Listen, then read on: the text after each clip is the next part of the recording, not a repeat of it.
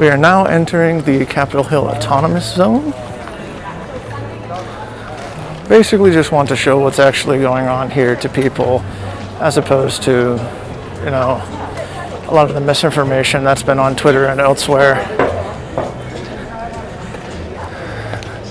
That is the, you know, checkpoints you might have seen online, which are less checkpoints and more just a boundary, I guess.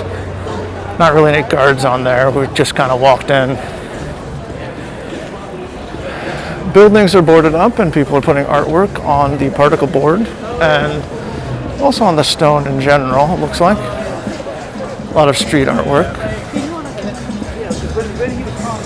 Police barricades also being decorated.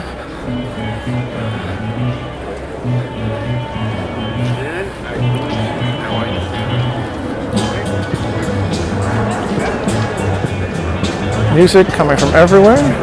Here's the Seattle Police Precinct.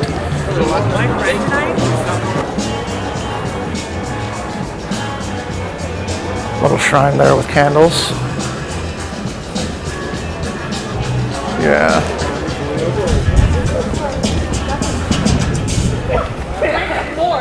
Let's see. Food bank sort of thing. Take what you need, donate what you can. Night watch.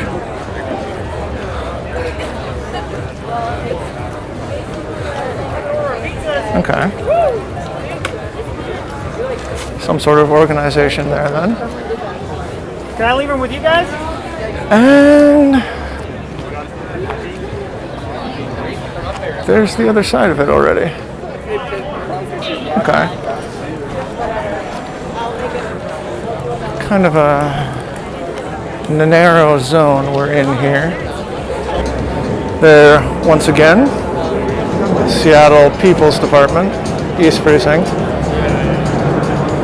Doesn't look like anyone's going in or out of it. They're just putting up decorations on the outside. Let's see. Oh, hey. This right here was where the police lines were when I was here last week.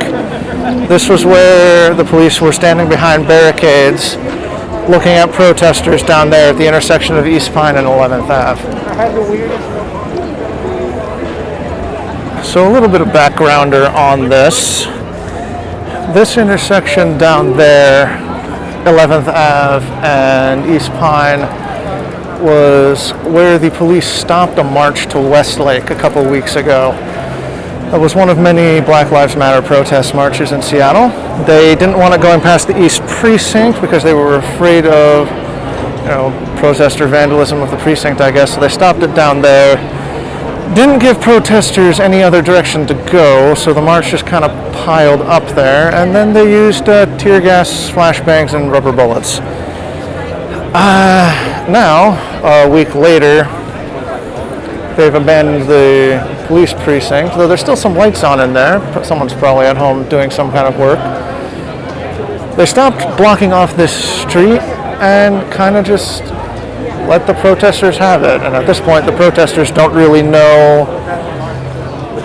That was kind of not super expected by the protesters. So instead of a crowd chanting and cheering and yelling at a line of riot police, this street is basically a street festival. This is about the size and feeling of many street festivals I've been to in Seattle, from like the Folk Festival to Ballard Seafood Fest, that sort of thing. There's a food bank back there, and when I see the tents up here, I'm really expecting there to be like craft stalls, people selling things.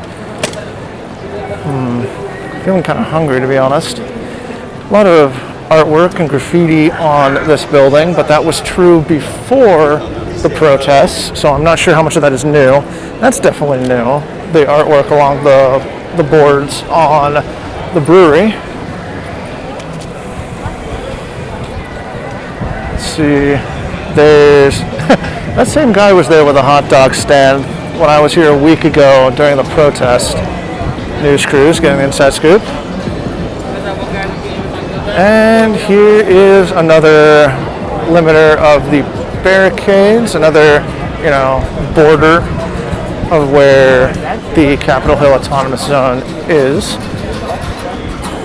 Once again, there's, no guards or checkpoint here. There's just police barricades that have been spray painted, and then, you walk in and out past them. The first night that the Capitol Hill Autonomous Zone was a thing, there was a false report on police scanners that an armed group of white supremacists was coming to the Autonomous Zone. 30 people with AR-15s and racist slogans on flags and that sort of thing. It turned out to not actually be real. I don't know if it was, the cops fucking with the protesters or just an erroneous report. But that was the one night that there were volunteers with guns of their own at these barricades, and that's where everyone got the pictures that you might be seeing online. Over here we have the vigil area.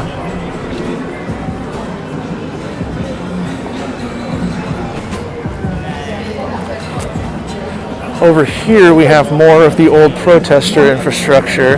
This was here last week, or something very much like it. Tables handing out water bottles and hand sanitizer, and that sort of thing.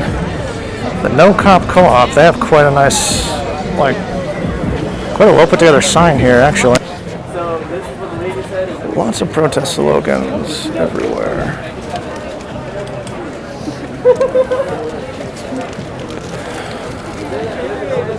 That is just neighbors helping neighbors here. If you need a meal, you can come get a meal. Do not accept money, but we do accept donated goods. Know what's going on. And of course, it would not be a protest without someone handing out their zine. Or zine? How do you pronounce that? Not 100% sure. Okay, little people's library area type thing. Take out books, leave one in return. Very nice. Tents here for people who want to stay here full time and make sure that the good forces of law and order don't sneak back in or whatever. Personally, I feel like these people probably just want to spend as much time as possible in this kind of energy. Like I said earlier, this is street festival energy. Here's another delimiter, another repurposed police barricade with some planters this time. That's very cool.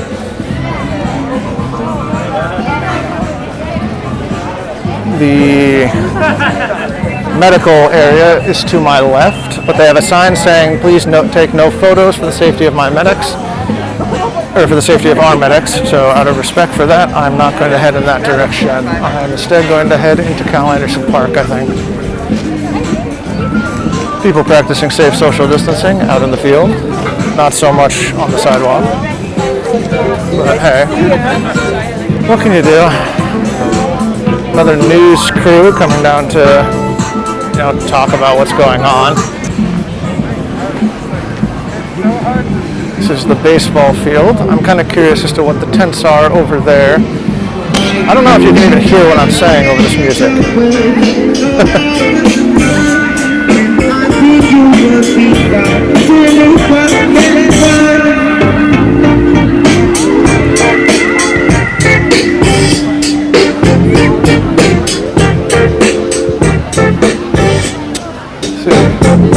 Power station over there.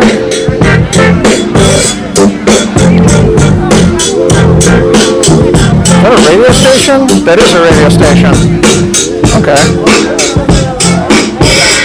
The sign here says no photos, but there are so many places to donate supplies, whether it's food or medical supplies or water. There's an absolutely enormous amount of water bottles in here. I believe there's people going around in little wagons picking them up as well. That is very good artwork.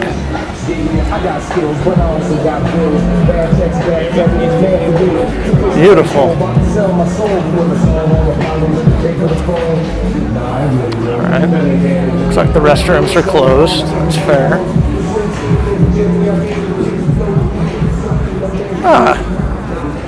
Okay, this is the gardens.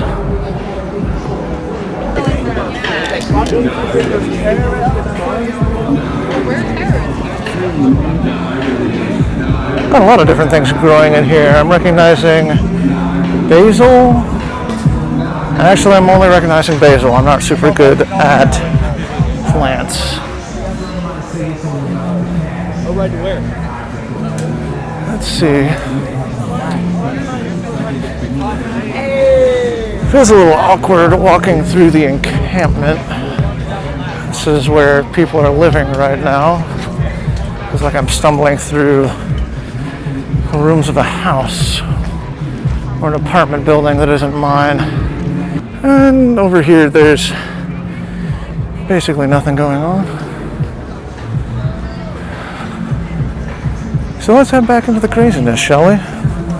Since the protests were happening here every night in front of Cal Anderson Park because the police were so conveniently arranging themselves in a riot line across the street in front of the precinct house, there had been all this infrastructure built up to support the protests. There were food trucks, there were supply drops of snacks for people, places with water bottles for people to hydrate, first aid stations.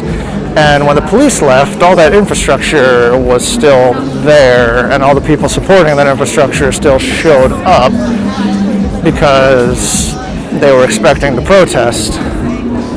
And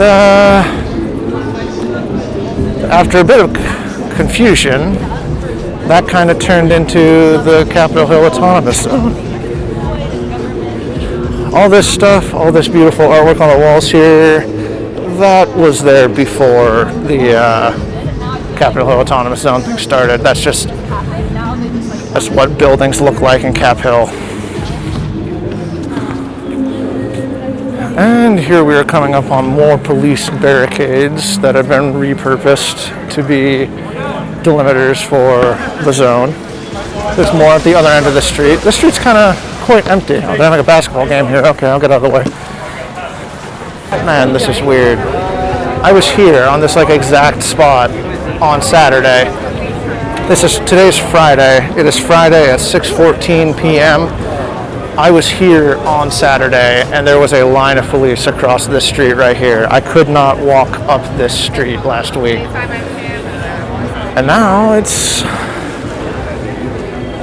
I don't know. I don't think you can really call this a protest anymore. It's more like an unplanned, unpermitted street festival sort of thing going on. There was something going around news media a while ago, this past week. Not really a while ago, I think it was yesterday actually, about businesses around Capitol Hill being extorted by people in the Autonomous Zone, which was an interesting rumor. The police chief reported it, and then the media reported that the police chief had said that, and then some of their readers said that doesn't sound right. And so the journalist said, well, okay, we'll go and check. And they went down to the Autonomous Zone and they talked to business owners and they called literally every business around the Autonomous Zone, everyone who picked up their phone or answered the door around Capitol Hill. And they found out that, well, no one was being extorted. And so they published articles to that effect. This was after the national news media had picked up the story about the police chief saying that people were being extorted, so a little bit late on that count, but what can you do? So the police chief said that, I'm sorry, we got that wrong. We heard this rumor from the media, which was interesting because the media had heard that rumor from the police chief. And eventually it turns out that the businesses being extorted story was invented by someone who really wanted it to be true. I guess there was a blogger who decided to punch up their version of the story by writing that down, and then people just kind of reported it as the police chief or someone in the police community just accepted that as fact, and the story spread from there. Sent that to a friend. I want to say this crowd is comprised like 20% of people doing similar things to what I'm doing. Just going down and taking pictures, seeing what there is to see. Black Lives Matter painted on the pavement. I'm very glad to see that the rain didn't wash this away or do any damage to it. It was coming down quite hard earlier. Yeah, that's the Capitol Hill Autonomous Zone. Not super chaotic, not violent at all. Just a lot of very cool things happening at the same time.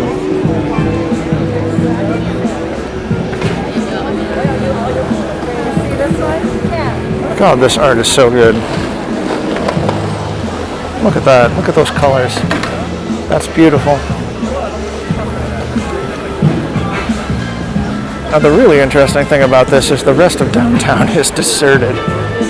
There is, because of the pandemic, there is no one out, or barely anyone out anywhere else in downtown or Cap Hill. Like, if you go a couple blocks in any other direction, you will just find empty streets, empty of cars, empty of people, empty of anything interesting. Here is the only spot in Seattle that is alive right now. And in all honesty, I can't imagine this is going to last a huge amount of time. Come down and see it while you can.